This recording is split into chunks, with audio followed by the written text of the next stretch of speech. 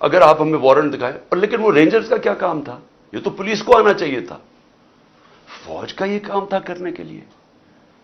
اور اس کے بعد دروازے توڑ کے لوگوں کو مارا، زخمی کیا انہوں نے، میرے سر پہ مارا انہوں نے.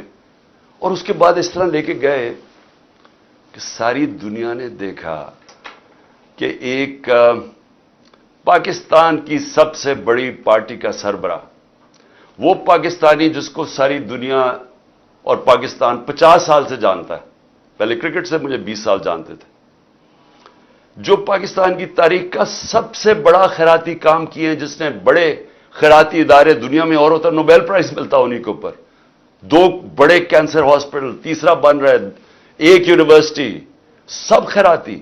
اور پھر القادر جس کے اوپر میں بعد میں آتا ہوں.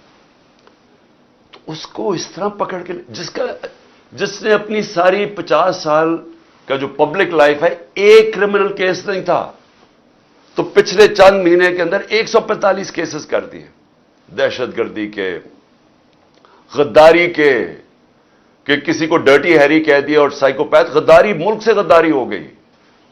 جو یاری ایک دن میں 15 کرمنل کیس، بڑا سے بڑا بھی جو ہوتا ہے ڈکیت یا کیا کہیں وہ مجرم، وہ بھی 15 ایک دن میں کیسز، وہ کرمنل کرائمز نہیں کر سکتے. جو انہوں نے وہاں کیا، فوج نے، رینجرز فوج کا حصہ ہے، ساری دنیا کے سامنے یہ جو آپ نے ابھی دیکھی، ساری دنیا میں یہ چلی.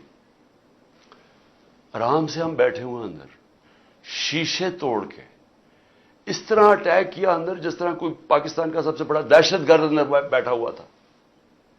میں حیرت میں بیٹھا ہوں کہ یہ کر کیا رہے ہیں؟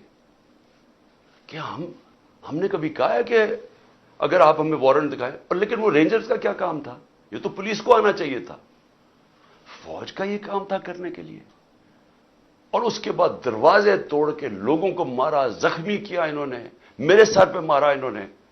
اور اس کے بعد اس طرح لے کے گئے کہ ساری دنیا نے دیکھا کہ ایک پاکستان کی سب سے بڑی پارٹی کا سربراہ، وہ پاکستانی جس کو ساری دنیا اور پاکستان 50 سال سے جانتا ہے، پہلے کرکٹ سے مجھے 20 سال جانتے تھے، جو پاکستان کی تاریخ کا سب سے بڑا خیراتی کام کیے ہیں، جس نے بڑے خیراتی ادارے دنیا میں اور ہوتا، نوبیل پرائز ملتا انہیں کے اوپر، 2 بڑے کینسر ہاسپٹل، تیسرا بن رہا ہے، 1 یونیورسٹی، سب خیراتی.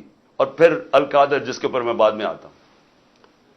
تو اس کو اس طرح پکڑ کے جس نے اپنی ساری 50 سال کا جو پبلک لائف ہے، ایک کرمنل کیس نہیں تھا، تو پچھلے چند مہینے کے اندر 145 کیسز کر دیے، دہشت گردی کے، غداری کے، کہ کسی کو ڈرٹی ہیری کہہ دیا، اور سائیکوپیتھ غداری، ملک سے غداری ہو گئی. جو یاری ایک دن میں 15 کرمنل کیس، بڑا سے بڑا بھی جو ہوتا ہے ڈکیت یا کیا کہیں وہ مجرم، وہ بھی 15 ایک دن میں کیسز، وہ کرمنل کرائمز نہیں کر سکتا. اور پھر اس کے بعد یہ ساری دنیا کے سامنے جو انہوں نے مجھے ذلیل کیا، چلے اللہ کے ہاتھ میں ذلت ہے، لیکن اس کا میسج کیا گئی؟ کیا آپ کا خیال ہے کہ پاکستانی قوم یہ سمجھ جائے گی کہ کیونکہ آپ مجھے اس طرح پکڑ کہ میں واقعی کرپشن میں نے کوئی کرپشن کیا ہے؟ اور میں یہاں سب کو بتانا چاہتا ہوں کہ میرے اوپر کیس کیا تھا، یہ ذرا سمجھ جائے کیس کیا تھا. میں نے فیصلہ کیا کہ جب میں پرائم منسٹر بنا کہ میں نے اس ملک کے اندر سیرت نبی کو پروموٹ کرنا ہے، کیونکہ ہماری اخلاقیات تباہ ہو چکی ہے، ہماری موریلٹی گر چکی ہے. موریلٹی گری ہوئی ہے تو اس طرح کے چور و چکے سارے ملک کے اوپر بیٹھے ہوئے ہیں. ایک سے ایک بڑا مجرم، جرائم پیشہ آدمی آج ملک کے اوپر بیٹھ گیا ہے.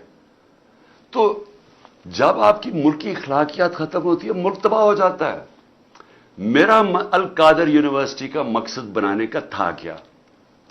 کہ اس ملک کے اندر ایک نئی لیڈرشپ پیدا ہو، جو کہ سیرت نبی کے اوپر، جو دنیا کی تاریخ کا سب سے عظیم لیڈر تھے، ان کی کوالٹیز آئیں ان کے اندر، کہ وہ کیا ان کے اندر کوالٹیز تھی کہ انہوں نے ساری دنیا کا نقشہ بدل دیا، اور کیوں اللہ حکم کرتا ان کی سنت پہ چلو. تو وہ مقصد وہ تھا، اور پھر صوفیزم اور روحانیات کے اوپر، اور اس کے علاوہ ٹیکنالوجی پڑھائی جائے وہاں، تو یہ مقصد تھا اس کا.